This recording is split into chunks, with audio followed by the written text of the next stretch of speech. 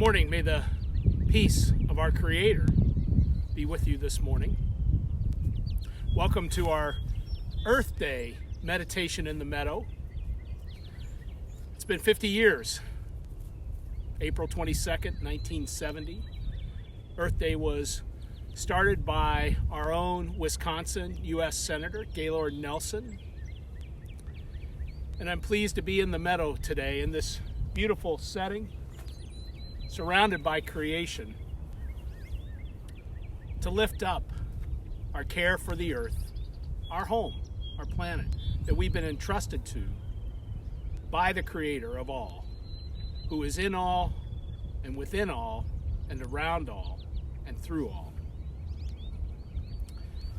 Let us take a moment then to silence ourselves, quieting our hearts and our minds, that we might be more fully open to the sacred presence within us and around us.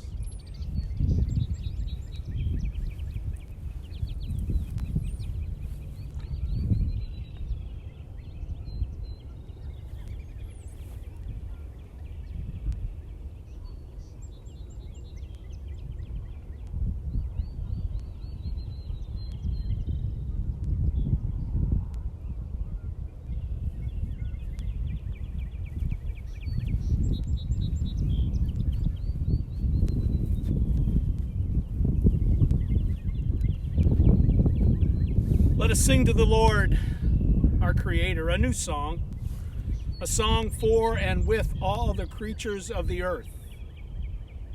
Let us rejoice in what God has created.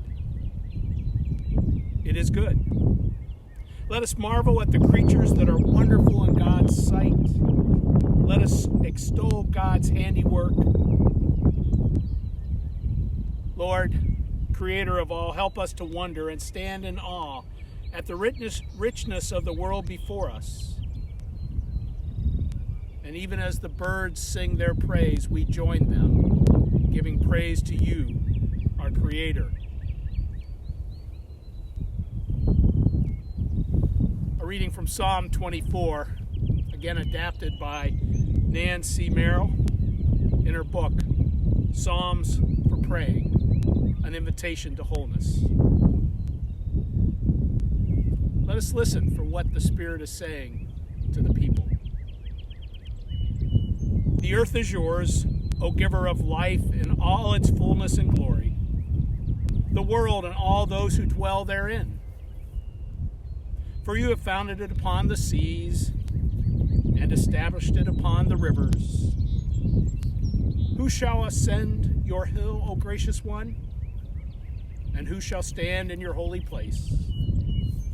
All who have clean hands and pure hearts, who do not lift up their souls to what is false, nor make vows deceitfully.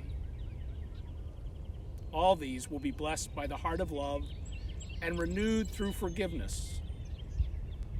Such is the promise to those who seek love's faith. Lift up your heads, O gates, and be lifted up, O ancient doors, that the compassionate one may come in. Who is the compassionate one? The beloved, strong and steadfast, the beloved, firm and sure. Lift up your heads, O gates, and be lifted up, O ancient doors, that the compassionate one may come in. Who is that compassionate one? The beloved, heart of your heart, life of your life. This is the compassionate one.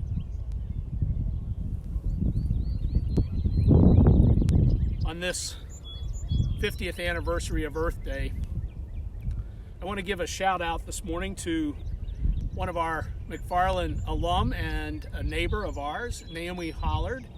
Naomi works for the Sunrise Movement, which is a youth-led movement. As they say in their mission statement, we are ordinary young people who are scared about what the climate crisis means for the people and the places we love. We're gathering in classrooms and living rooms and worship halls across the country and now even online Everyone has a role to play. Public opinion is already with us.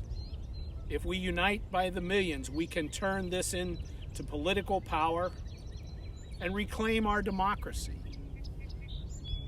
And really, at the heart of it, all politics is just about relationships, how we relate to one another and how we relate to the earth.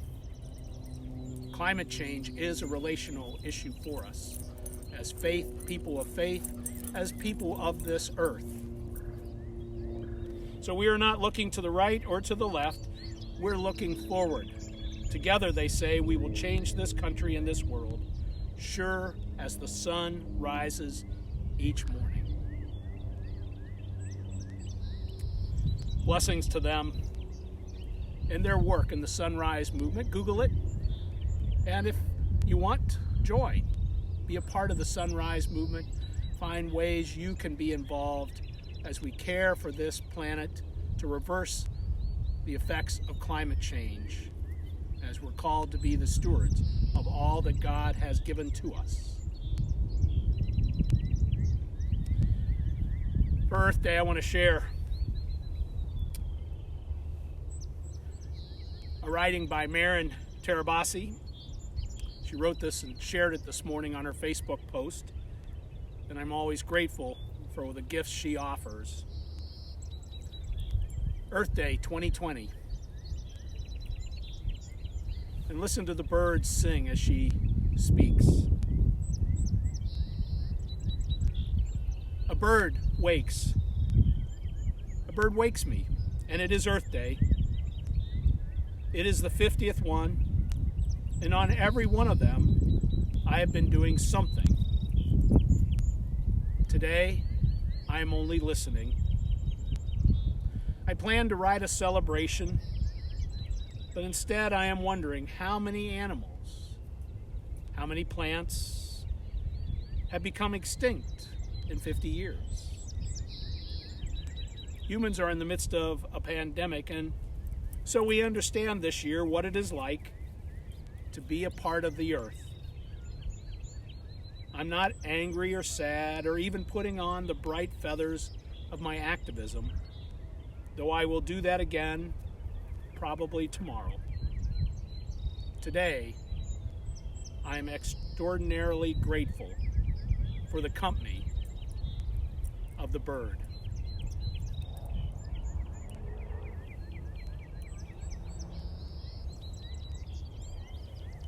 Let us pray.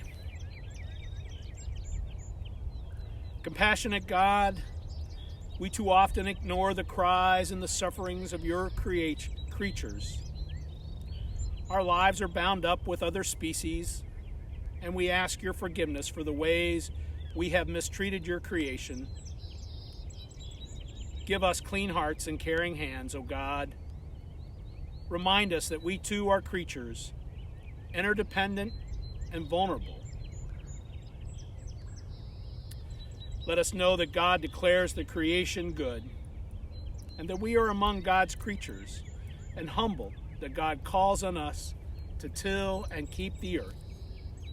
With hope and inspiration to answer that call, we place our trust in the Creator of all to show us the way to renew and revive this planet that has been entrusted to us, that we might care for it and again reverse the effects of climate change.